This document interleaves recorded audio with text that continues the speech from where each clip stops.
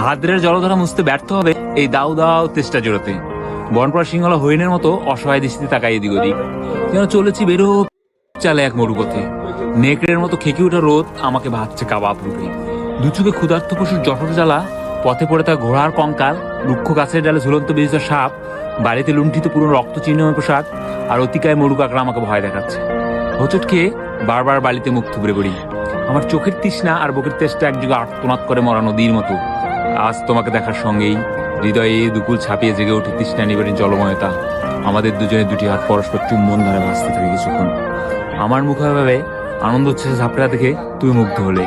কয়েক মিনিট পরেই আমার মুখে বিষণ্ণতার উকিঝুঁকি দেখে তোমাকে স্পর্শ করে মন খারাপে নীলাভ আঙ্গুল। তুমি আমার বিষণ্ণতার উৎস জানতে চাইলে আমি আমার অসুস্থতার কপট উচ্চারণ করি। অথচ তোমাকে কদিন এখানে দেখতে পাবো না ভেবেই আমার হৃদয়ে ধুলোয় লুটে পড়েছে আহত দৈলের মতো।